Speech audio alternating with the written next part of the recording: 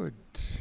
So, welcome everyone to this wonderful room here. I've never been here before. I'm very impressed.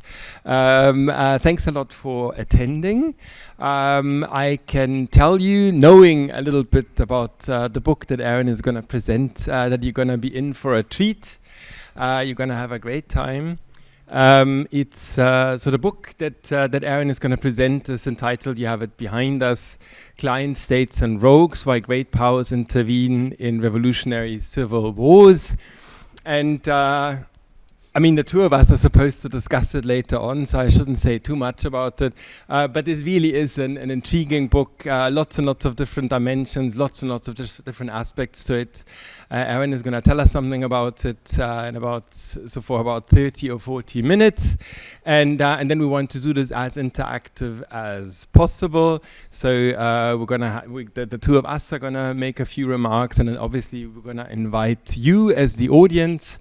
And there's actually not only the in-person audience now in the room, but there are also those online. I think there's the camera. Welcome, specific one for you as well. And so later on in the discussion session, you can simply unmute yourself and in that way then also participate.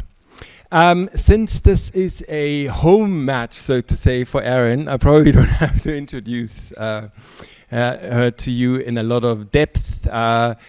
Professor of International Relations, head of department here at the Central European University, highly accomplished scholar, published really in every journal in the discipline where you want to publish, has two strands of research at the moment, one on populism, the other one revolved very much around this book, but in the past has researched a lot of other things that lead to this project.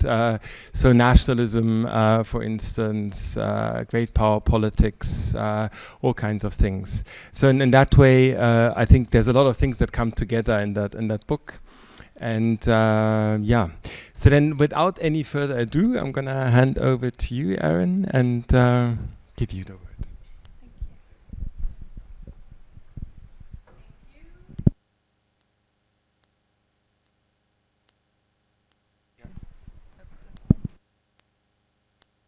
Hello. Hi. Greetings, everyone. Thank you for coming. I very much appreciate having the opportunity to speak to you about this project that has taken more years than I want to admit to, many, many years. It actually has also included one of our panelists here, Anatoly Reshetnikov, who's currently a professor at Webster University. He was a research assistant who assisted on the Russia kind of dimension of the project, so really did amazing archival work and also scraping UN Security Council debates, and very appreciative of him for that. And Marcus Kornprobst, who's also been involved at various stages of the project, including a book workshop from last year, and I got very useful comments from him during that, so I want to extend my gratitude to you both. I also want to say something about the co-authors of this project. So these include David Soroki, who is a professor at University of Florida, and he is online. So maybe he'll say something later on about his perspective and take on this many years collaboration. And then Miloš Popović, who is a former PhD student in the IR track of the doctoral school. He is currently a data scientist at Booking.com and is a well-known scholar in his own right in proxy warfare. And he is really responsible for a lot of the data heavy lifting and really cool visualizations in the book. So, and then finally, I have to say that we got funding from the Minerva Institute, from the Naval Office of the Pentagon, a grant, a very generous multi-year grant program that has now been defunded under the current Trump administration. So we were among maybe the last few alumni of that project, unfortunately. So this is the book. David and I went back and forth about whether it should be orange or blue. I really like the blue format. I think the orange was like quite intense. Maybe he'll have something to say about that later. And then he commissioned the artwork from someone in Prague. So it really was this incredible collaborative project. We also have 4 other research assistants and also additional ones at various stages of this book. So I see this as a joint effort, even though it's a monograph. And I couldn't be happier about how it turned out. So without further ado, what is it about? So we had these 4 core research questions, but the first 2 are the most important. So first of all, why do great powers intervene in revolutionary civil wars? So that was the big kind of driving question. And then secondarily, given that they do intervene, what makes them choose whether they will support the government side or the opposition side, right? So it's kind of a 2-step kind of decisional choice. And then third and fourth, we thought, okay, we have all this nice descriptive data too. So we did multiple passes through the data to sort of look to see whether patterns in great power intervention have actually changed over time, and also whether different great powers have a unique intervention signature, right? Like a certain way that they intervene that makes them, marks them out. Okay, so what about the motivations of the project? So like all projects that are heavily quantitative, a lot of it was sort of motivated by certain descriptive observations. So among which, basically, and I'm going to explain this in a second, what I mean by great powers. Suffice it to say, this is a permanent 5 members of the Security Council. The red over here is where conflicts had a great power intervention. The blue is where a great power didn't intervene. And this is battle-related deaths. And this is number of years, the duration of the war over here. So as I hope you can see, the longest and bloodiest wars, and this is both ethnic and revolutionary over regimes, are involving great powers, right? So if a great power intervened, you had almost twice as many deaths over the duration of the conflict, and it lasted on average 6 years longer, so almost twice as long, right? So it's really, I think, meaningful. It does definitely suggest that great powers are actually having a deleterious impact on, let's say, conflict management.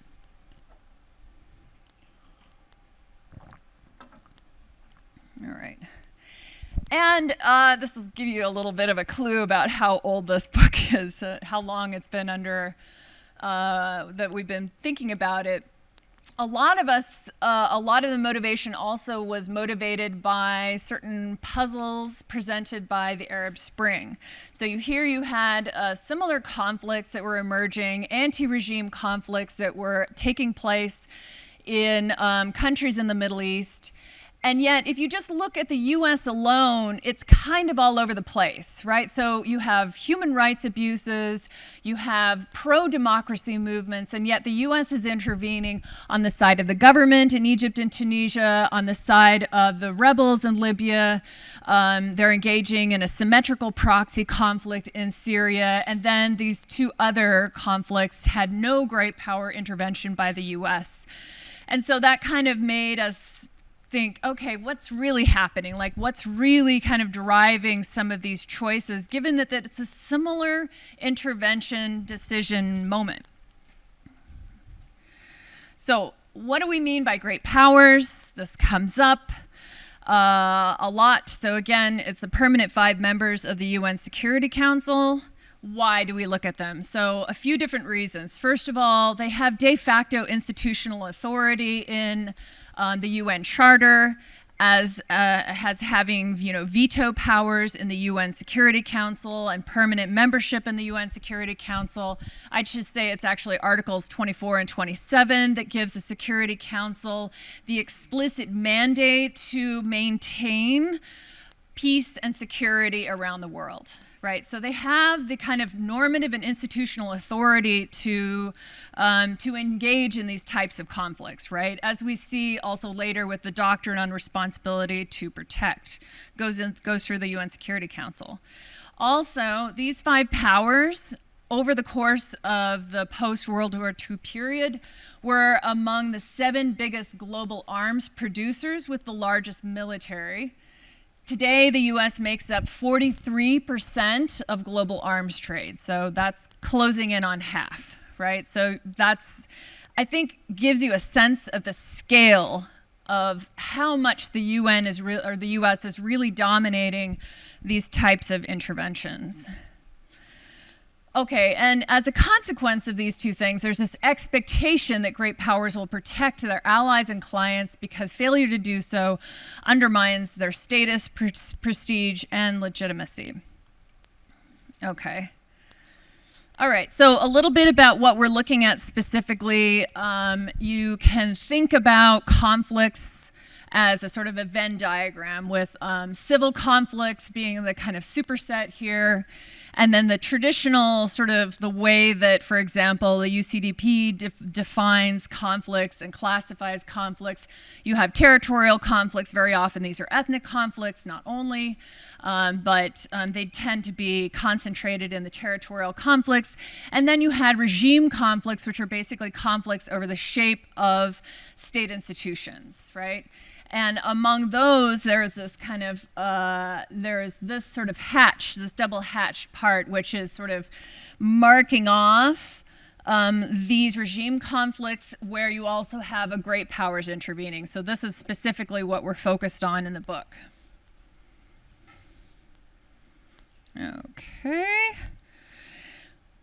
Okay. And I think one thing that bears pointing out is that great powers are significantly more likely to intervene in revolutionary civil wars than in territorial conflicts. It's an order of magnitude greater. And I think it makes sense because, of course, so much more is riding on the outcomes of these conflicts, including the political economic system, alignment patterns, right, which should give you a sense of why they're interested in it. It also sometimes involves status reversal of social groups. Okay, so there's 5 main claims that we're making in the book. And this is really based on our findings. And I have to say, this is not our expectation going into this. So this kind of shows how you can start a project with one expectation and then find that it's been sort of falsified, and then you have to go back to the drawing board. Specifically, what we expected was that great powers were going to support the side that had the same regime type as them. So liberal powers would intervene on behalf of pro-democracy movements, and autocratic powers would intervene on behalf of, let's say, the, hardline regimes that aren't democratic. Or vice versa. And in fact, we don't find that at all. In fact, we find that great powers are no more likely to intervene either in oil-rich states, which was also kind of surprising, or against ideological foes. So democracy had no effect whatsoever.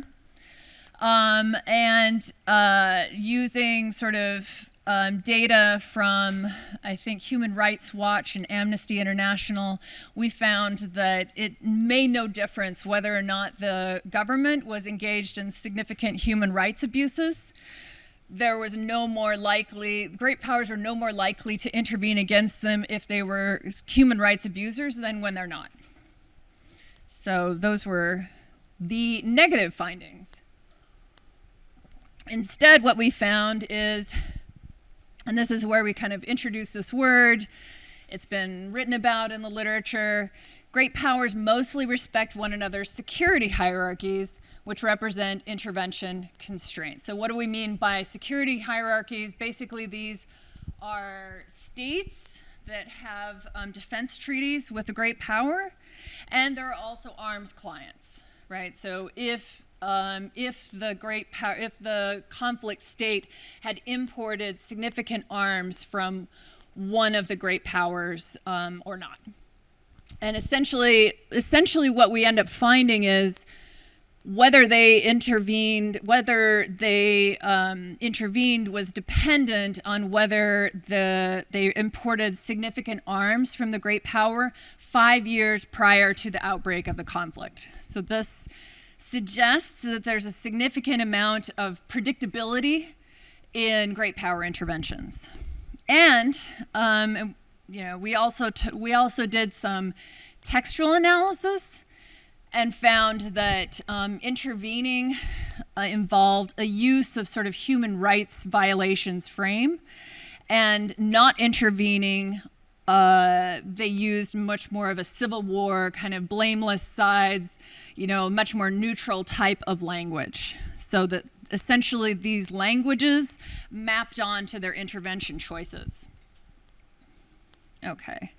So this is sort of for the qualitative analysis, because we did 4 cases of intervention analysis looking at Afghanistan during the Cold War and after 9/11, looking at Libya and Syria during the Arab Spring conflict, and then briefly on the Ukraine war leading up basically from 2014 up until 2022, when it's still qualified as somewhat of a civil war.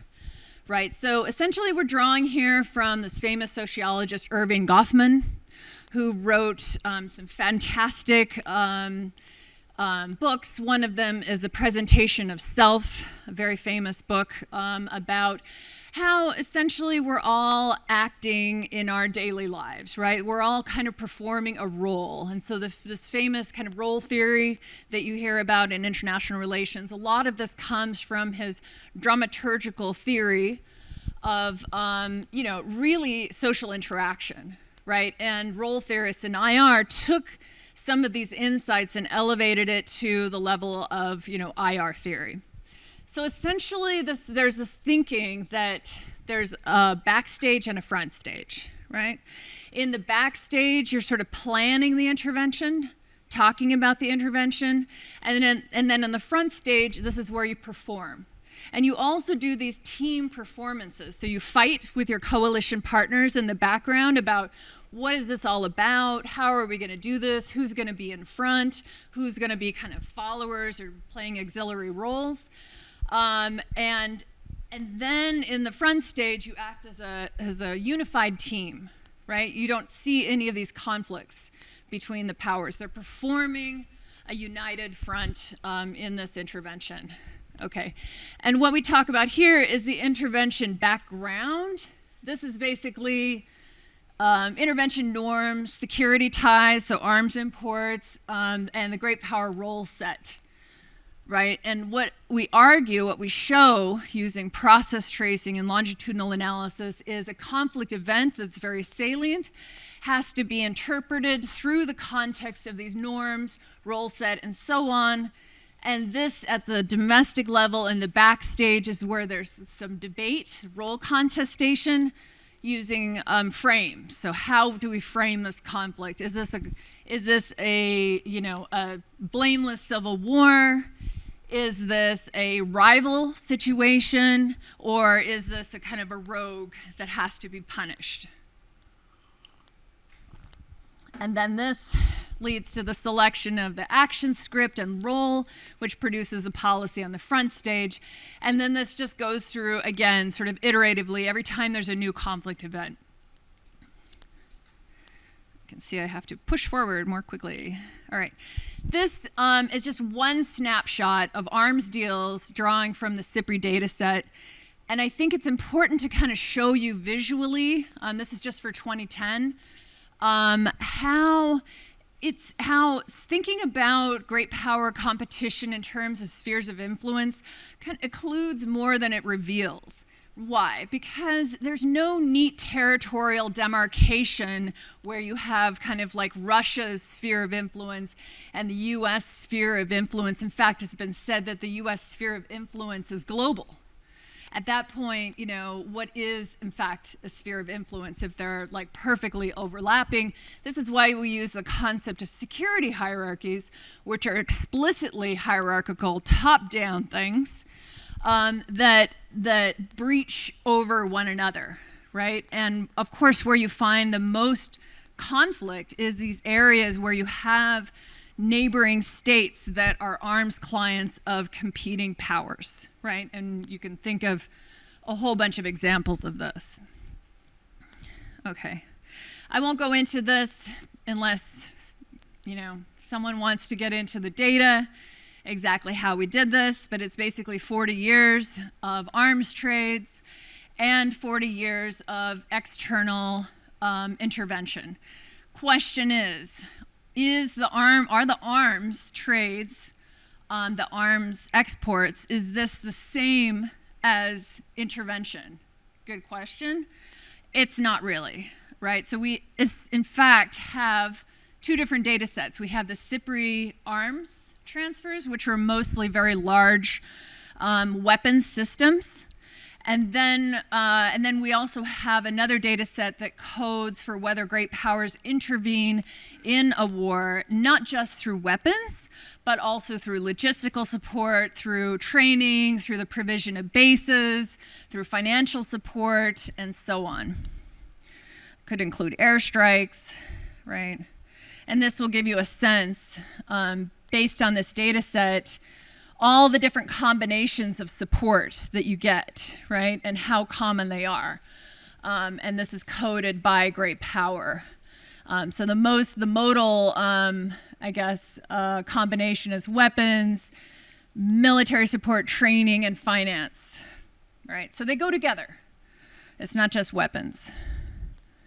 Okay, not go into this. Okay, so this will give you a sense over this 40-year period, right? The blue is siding on the side of the government. The red or orange is siding on the side of the opposition. And this gray is no intervention. So what I hope that you can see from this is the U.S. is by far the most prolific intervener over the entire period, including the Cold War and the post-Cold War period. They're intervening in more than 60%, I think it's 62% of the cases has U.S. intervention. So more often not, if there's a revolutionary civil war, the U.S. is involved somehow. And then the second most prolific is France. And then we have the UK. So basically the three, quote unquote, liberal powers, the Western powers, let's say, it's probably better to say at this point, are the most prolific. Soviets did a fair bit during their time, right?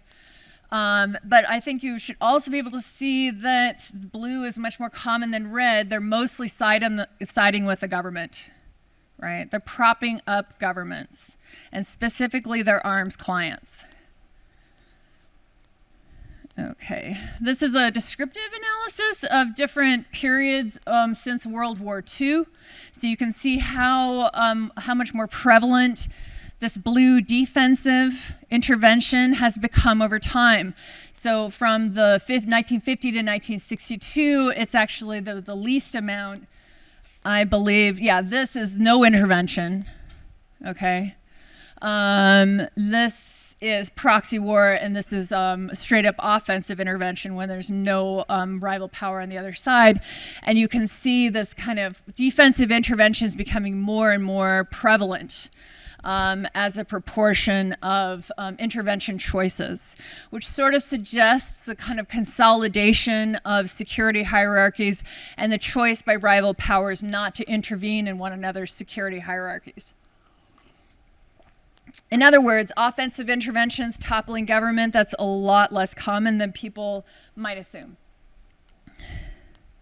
Okay, I'm not going to spend too much time on this, but basically this circle here is the probability of intervention like any kind of great power intervention. And this triangle is a probability of backing the government side. And you can see that each of these variables show up as red if it is a statistically significant predictor, and blue if it's not statistically significant. What's not significant? Oil reserves, not significant. Human rights abuses, not significant. Ideology, not significant. Cold War, not significant. Okay. Distance, interestingly, I think, that's kind of weird. It's like the farther it is from the great power, the more likely they are to back the government side. So what is significant is basically, is the conflict country a client of the great power? If it is, they're significantly more likely to back the side of the government, to intervene and back the side of the government. If the conflict country is importing weapons from a rival country, this actually has a deterrent effect. They're less likely to intervene but when they do intervene, they will much more likely support the opposition. They're much less likely to support the government. Same thing if they're a rogue state. There's a measure for revisionist behavior. If you're, intervening in each other's countries and each other's territory, and there's other measures of rogue behavior, this is actually, great powers don't want to get involved. In general, great powers are not that interested in toppling governments because, Colin Powell's pottery barn rule, you break it, you own it. Okay.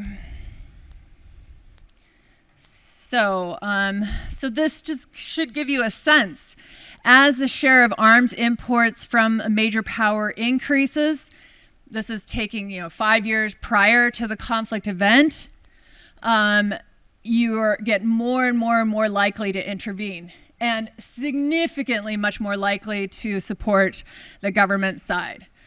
If as the share of arms imports from a rival power increases, you're less likely, it's not as significant, you're less likely to intervene, so there is a deterrent effect. It's not as big as the sort of protector effect, but when you do intervene, you're much more likely to support the opposition.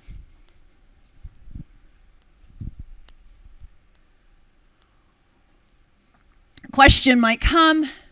Do great powers intervene? Okay, is ideology maybe endogenous to arms transfers themselves, right? If so, that wouldn't necessarily show up in the data, right? So then we just looked to see whether or not, by coding regime distance between the great power and the conflict country, or the arms importer, whether or not each of the great powers is more likely to transfer weapons, because a lot of them, give grants, so it's not always sales. So it's sales or, financed arms, any type of transfers to whoever it is they're transferring to. USSR, the most consistent ideological transfer of weapons, right, during the Cold War. The US too, but only during the Cold War. So to some extent, the arms transfers during the Cold War were ideological, but not for the UK, not for France, and not for China, and not for the US, in the post-Cold War period. Weirdly, Russia more likely to transfer to democratic countries. Funny little thing. But yeah, might kind of chew on that a little bit. So it's not the case. It's not the case that, ideological considerations are determining their arms exports, which then influence intervention choices. No, ideology isn't mattering at all. Okay. Finally, I like these. These are fun. Milos made these, and I'm so impressed with the work that he did. This is okay.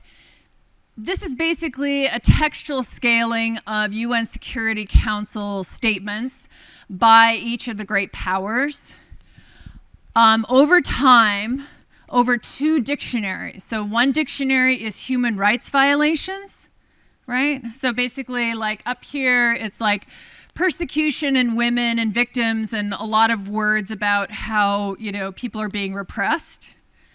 Down here, it's just, civil war and mediation and conflict and very bloodless type of talk, civil war talk, right? And what we can see, first of all, and this, oh, by the way, this is another dictionary, intervention talk. Should we intervene aggressively, or should we do kind of more mediation, right? So that's how it's scaled.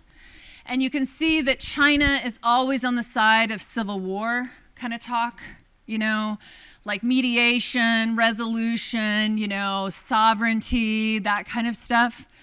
The US and the UK are almost perfectly aligned, right? So this is notable that they talk the same, the US and the UK. France is sort of a little bit closer to the China part, and Russia moves around. But you can see that these map onto each other. So if they're talking in terms of human rights, they're also more likely to talk about how we need to aggressively go in, maybe militarily. They go together. It suggests that this type of talk, this type of rhetoric, is a kind of, communication tool for justifying intervention, which many people, including Marcus, has written about extensively. We just did this in the conclusion as we were kind of finishing up the book, and you can see Ukraine, yellow's Russia. France is blue, the UK is purple, and dark blue is the US. So again, China's kind of off in its sort of non-intervention talk and civil war rhetoric. And the other countries are sort of more in the middle, with Russia kind of often using that same kind of human rights violations language that we're used to seeing, the US and the UK and sometimes France using. So we think this suggests that the UN Security Council serves as a kind of justificatory forum by which, mobilization rhetoric is kind of hammered out and then played out as part of their action script. I think that pretty much takes me to the end. Big final conclusions. Again, great powers intervene, mostly to protect their clients. Mostly defensively and very predictably. So it's not like they're running around just intervening in, crazily in a not easy to predict pattern. And they're deterred from intervening in conflicts where the government is importing weapons from a rival power. We can talk a little bit about what this implies for example, Syria, even Venezuela, which has actually become much less of a Russian military client in the last 10 years. They import significantly lower weapons from Russia than they did in the past. And I think it's interesting to think about Trump's response to the conflict in Venezuela during his first term as opposed to his current term, but that's a little bit off subject here. Finally, this rogue state rhetoric that you see is mostly in Washington is just kind of a tool, a rhetorical tool that's used very, very cynically by all powers. I know that sounds very cynical, but I think that this sort of demonstrates the point that intervention policy kind of prefigures the way that great powers talk about the conflicts themselves. So I believe I will end here, and I'm kind of on time. So.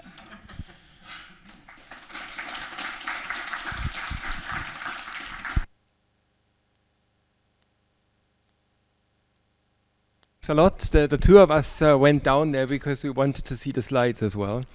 Because I think really one of the, I mean, there are lots of grand strengths of the book, but one of them is the illustrations, so that the figures, I find it really helps to understand the argument. Well, so grayscale. In the book, they're in grayscale. We weren't fancy enough to get color. That is unfortunately still, that's a constraint that I always face as well. Anatoly, I think I'm going to hand over to you, making a few comments, and then I'm going to follow up, and then we're going to open up for the audience. Okay, perfect. Thank you, Erin, for a wonderful presentation, and thank you, Marcus. Thank you for inviting me here, because it is always a pleasure to come back to your alma mater, and to enjoy conversations with very, very smart and interesting people. So. The book, so I have read the book and also have worked for the project a little bit, and I think that it is a truly remarkable book. I think it is truly remarkable for at least three main reasons. The first one, I think, is the scope. The entire population of great power interventions in civil conflicts, I think, is very it's a lot. It's really a lot to cover, and I think the authors do this very successfully. The second one is, of course, ambition, to find patterns and explanations in such important aspect of international politics as great power interventions, I think, is important. And the third one, which and for this reason I particularly like the book, I think, is the methodological pluralism. As Marcus mentioned in the very beginning, there's a lot different things going on there in the book, and I think that all of those things are performed quite effectively. So, as I mentioned, I also worked a little bit for the project, and from this experience, I can truly second what Erin mentioned in the very beginning, that this was a truly collective undertaking. It was not just about research, but it was about organization, it was about management, it was about pushing through, which I think the authors did very successfully. And another observation that I had from my own experience working for the project, I think, was that the qualitative aspects of the book, I think they are comparable in rigor, in scope to the quantitative aspects of the book. I remember when I had to work on the project, I literally had to read every single word that was ever spoken in the United Nations Security Council by the Soviet Union and Russia about the situation in Afghanistan. I thought I would go crazy because of all the diplomatic formulations and repetitiveness of all this, but eventually I think it paid off, because you really have a comprehensive qualitative analysis of everything that is going on there. Another thing that I really liked about the book is the engagement with the existing theories, very transparent, very clear competitive advantage explained and demonstrated in the book. And I think that this competitive advantage is achieved precisely by combining, on the one hand, Goffmanian sociology, and on the other hand, very powerful descriptive statistics. But at the same time, I think that combination also produces a few productive tensions that I would like to address a little bit, and maybe we can exchange a few ideas on that. So the explanation you provide in the book is predominantly structural, in a sense that there is an assumption that great powers are the same kind of actors, right? They are of the same kind because of their structural position in the international system, because of their relative advantage, because of their ability to construct security hierarchies.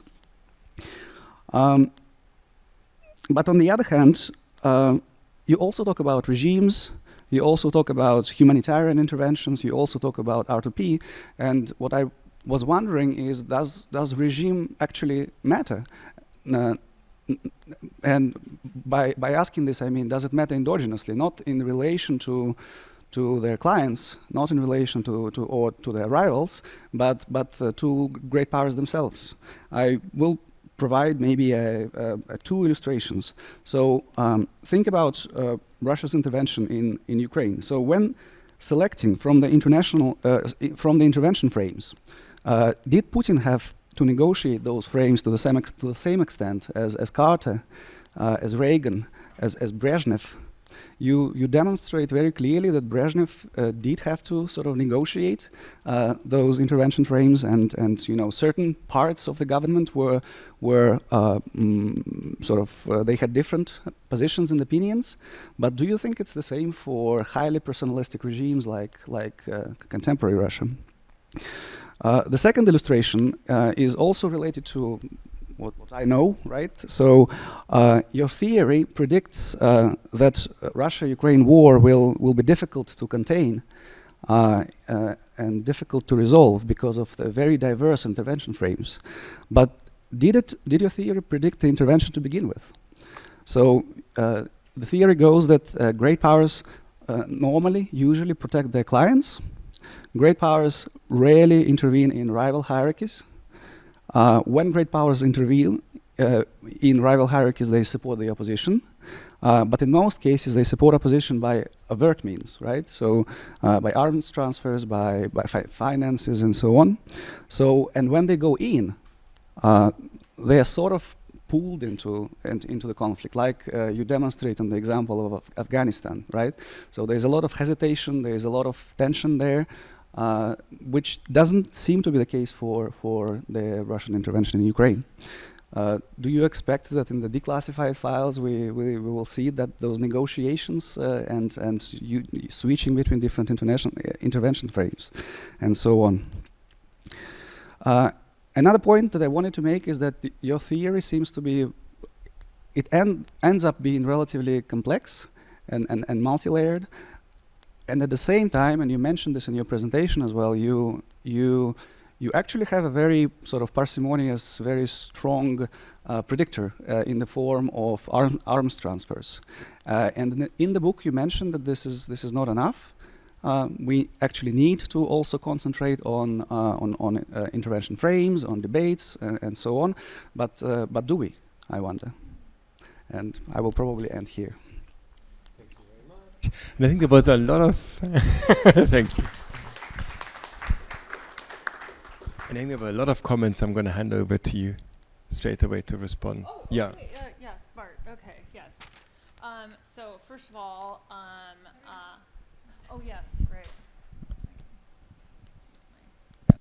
Well, thank you very much, Anatoly, for your very kind compliment. I love the truly remarkable. That makes my heart sing.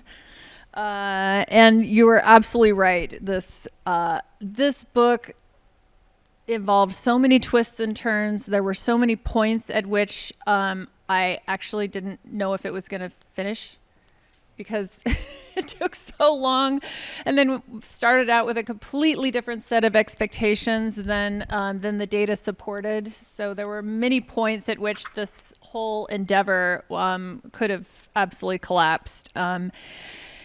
And so I think it is an example, first of all, of maybe not the best project management, but also maybe the benefits of slow research, right? Because the things that you highlighted as being valuable, the scope, the ambition, the methodological pluralism, the fact that the qualitative is really, it's in there just as strongly as the quantitative. I don't think that we would have been able to produce a book like this if we had kept it in the sort of the usual sort of 3-4 years that people usually spend on books. So yeah, it's nice to hear that reflected back to me. Okay, about your productive tensions, I like your questions very much. Yeah, it sort of assumes that great powers are the same. So I know that I'm mischaracterizing. I know that you're not saying that I'm saying exactly that, because as we can see, they do behave differently. You know, we can see that they, China, for example, hardly ever intervenes. You know, early on in the post-World War II period, yes, but not in the past 40 years.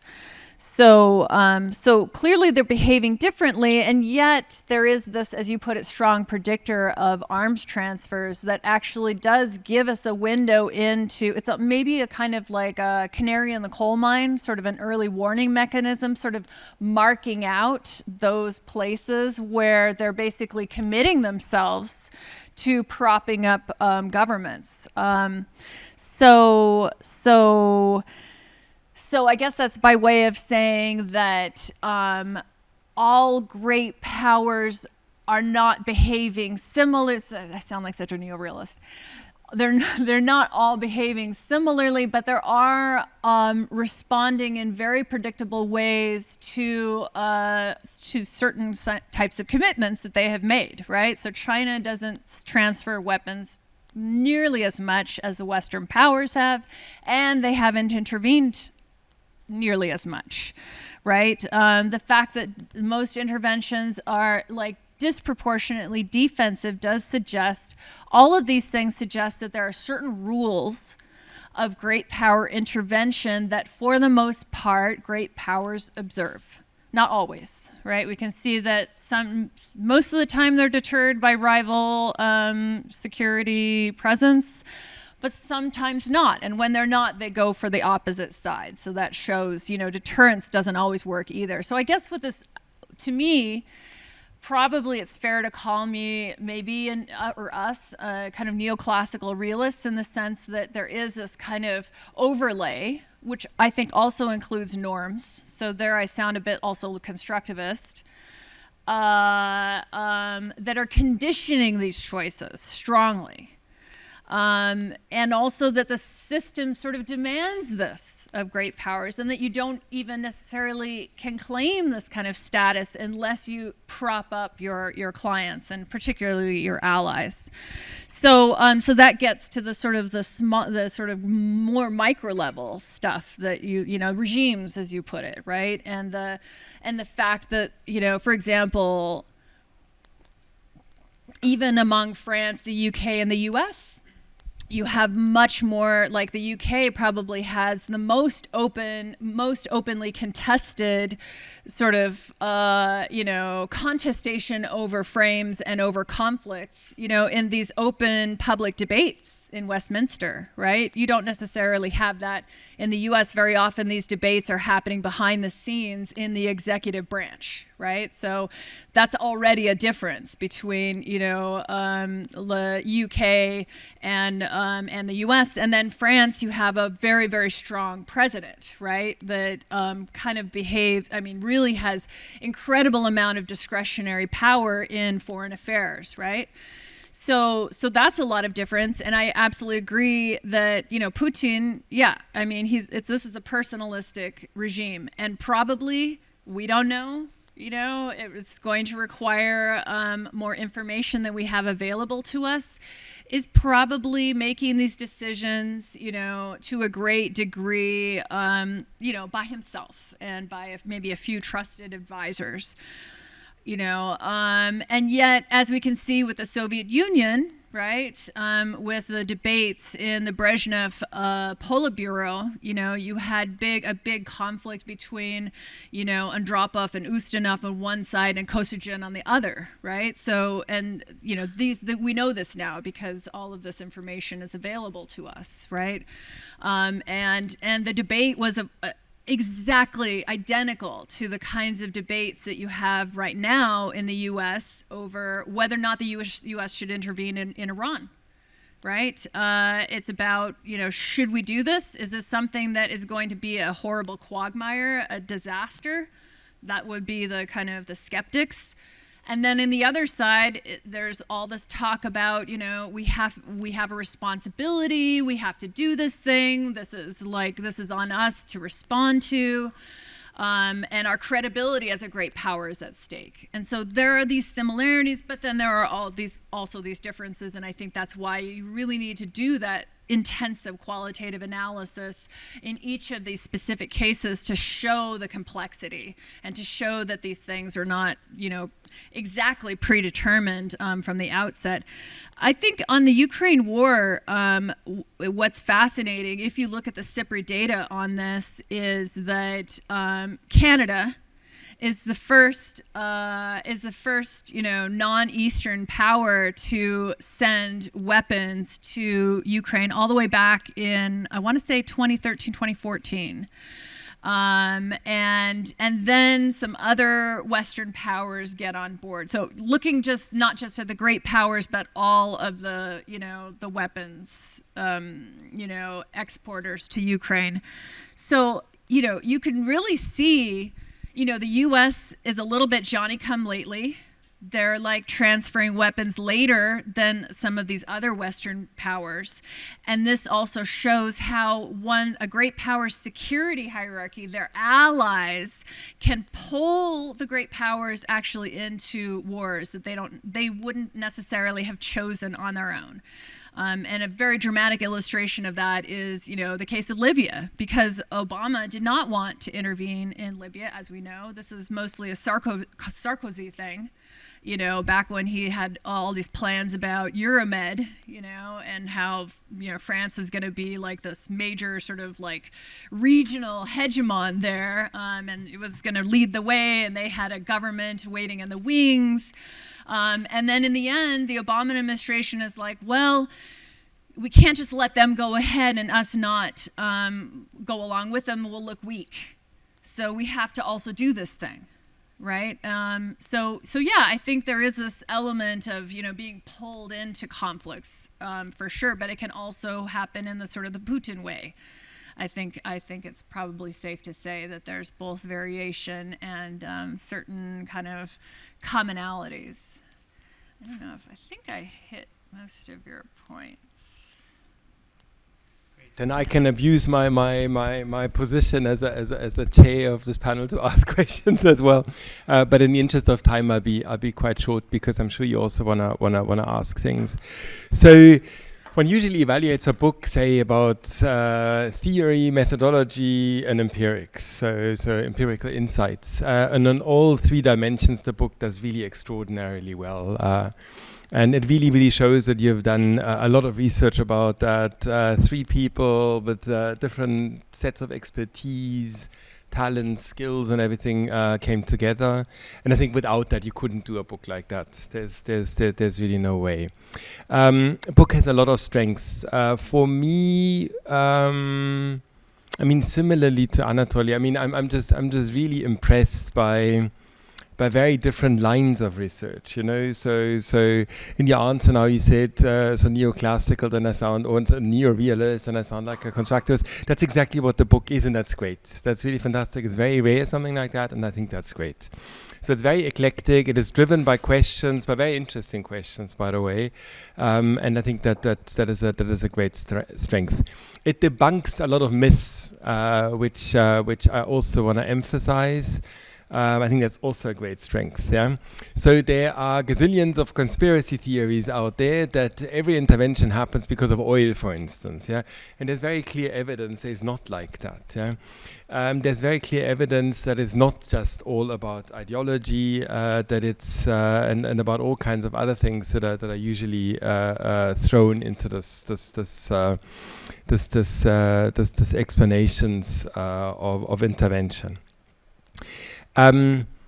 A few questions that I want to ask you, and some of them, they are about the book itself, and some of them, there would be something like an agenda for further research, yeah? And I'm going to confine myself to 5 of them. The first one, so your central finding about the security hierarchies and the arms clients, could it be that there is something else behind that? Yeah. So I wonder, for instance, geopolitics, spheres of influence, so somehow accepting this what is there with the other side. So I do understand it in terms of measurement. This how do you measure spheres of influence? I mean, that's difficult descriptively. But I wonder always with the arms clients and the security hierarchies whether there's something behind that, so that there's something that basically causes that, a deeper cause, so to say. The second one, if we would focus now on the interveners, yes, it's the great powers. But what about some alternative explanation? So let's say domestic politics. So you said there are the top three are liberal democracies, actually. Is there something to that? Why is it actually that China is so far down, and Russia, Soviet Union somewhere in the middle? Could it be other things? If one would divide this long time frame that you have, which is another strength of the book, up into different kinds of eras, more so than you've done that too, right? So Cold War, post-Cold War. But let's say during the Cold War, in terms of interventions, decolonization of Africa played a big role, I think, yeah? And I would expect, so in terms of the data, so especially the British and the French interventions, that they would really hike from the 1960s onwards. I'm speaking about, there's some particularities of some of those states, right? So France and Britain topping at that time, yeah, it's quite logical, because of decolonization, and because of certain attempts to continue to bind these former colonies to the metropolis in different ways, yeah. So Commonwealth, France-Afrique, but and that obviously also explains quite a bit why it's always in favor of the government. It was the big thing with the France-Afrique. The third one, then now I'm really moving on to agenda for further research. So that could be you, Aaron, or it could be anyone in the room. Or online. So one of them, some of the cases in terms of the states where intervention took place, they're peculiar. Just want to highlight a few of them. So Rhodesia, Zimbabwe, there was no intervention, right? Although there was a considerable insurgency or insurgencies there. So that would be a case that's interesting. You probably wouldn't expect that, especially at the time. So imagine that there's a lot of geopolitics happening there in Southern Africa with apartheid South Africa and all of that. Angola.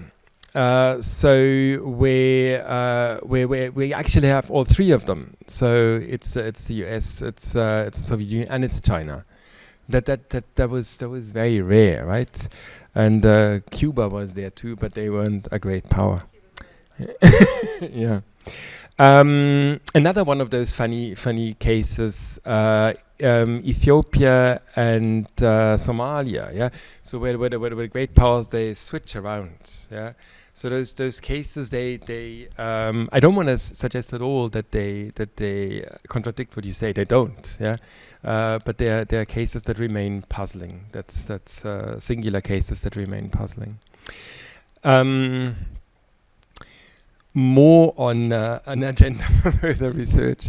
So when we look at the world today, then there are actually quite a lot of interventions happening by non-great powers. So by rising powers, middle powers, yeah. So Saudi Arabia, United Arab Emirates, for instance, warriors by proxy who cause all kinds of havoc in Sudan, yeah. And that's not a unique case, yeah. So it seems to be that this kind of torch of intervention gets apparently handed down from up to a point, from the great powers to middle powers. Is there something that you have in the book that helps to explain that, perhaps? And my very last point, and that is entirely normative, and that's a question that bugs me for my own research as well. We're oftentimes very close in terms of research, so that is not surprising. So if the Security Council is basically an arena to justify wrongdoings with very, very nice words, and I fully agree with you there, yeah, then normatively speaking, the question becomes how can one curb great powers from doing so? And what always strikes me is that if a diplomat, doesn't matter whether from a great power or not, if they use the word peace and they use it all the time, yeah, then we always let them get away with it, yeah. So they can say whatever, peace, human rights, and it may be completely wrong and it may be blatantly false and full of lies. But we always let them get away with it. Is there any way not to let them get away with it? Because in that way, then justification could become productive. Like this is just, well, yeah, justifying your. But if there's some kind of an accountability, then justification can be productive. Great.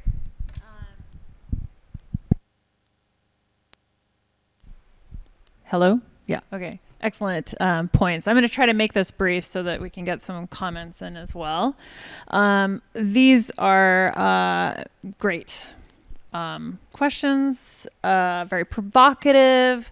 Could it be that there's something else behind the arms hierarchies? Could it be ideology? I think we kind of check for that, right? The ideology thing is kind of breaking down. Neither for liberal powers nor for autocratic powers. If you look at France, for example, they are just selling to everybody. So a lot of it, especially in these days, it's about big business. The Soviets were giving grants. They were giving military aid to countries specifically in order to prop up their revolutionary brand of, Marxist-Leninism. So that was about that, right? I mean, you could certainly see some of this ideological conflict between great powers operative during the Cold War. Not anymore. I think that's a valuable sort of comparison to make, that after the end of the Cold War, really ideology takes a back seat, except for in rhetoric, to be honest. Domestic politics, to what extent do they matter? Yeah, you point out the liberal powers intervene a lot. In fact, Michael Doyle famously talked about liberal aggression, right? So there is this thing called, the democratic peace. Democracies don't fight each other. Therefore, if all of the countries in the world were democratic, theoretically, you would have this perpetual peace. That's what Kant said, right? But Doyle also pointed out, in fact, if you look at, who fights non-democracies, right? It's, the democratic powers are just as much, if not more, kind of aggressive than non-democratic powers. I think maybe some of that is just the virtue of the fact that, the post-World War II is a kind of a liberal, the U.S. and its allies were dominant. Wohlforth said it right, I think, that, it wasn't so much a shift from, bipolar to unipolar. In fact, the Western powers have absolutely dominated since World War II. I think this is a breaking down, but we don't really see that much from China, which I think, I was a bit surprised. I thought there would be some uptick in recent years, but there really isn't. I'm glad you pointed out colonies, because I think colonies, former colonial ties, this is another part of the security hierarchy, right? So in some ways, this is a semantic, spheres of influence, security hierarchy. In some ways, they're very similar things. The point is, it's not so clear at all that it's territorial. Right? You can't see where one starts and the other ends, because they're absolutely overlapping. And where you see the most kind of these dual-sided proxy wars are at that point where there are these overlapping transfers. Some of these cases, granted. There's some very funny cases in there. Angola, Cuba, Ethiopia, Somalia. Yeah, a lot of great powers, non-great powers are also intervening. But I think in some ways it's productive to think of them in terms, the clients themselves, as part of the security hierarchies that are also themselves engaging in interventions. Certainly Iran, until very recently, and then Syria as well, was a Russian client. And now it's a little bit more ambiguous, right? Because the arms transfers to Syria have dried up. I don't know what the status of the naval base is going to be. You know, and Iran is right now, for the 2020 to 2024 period, importing very low percentages of Russian arms.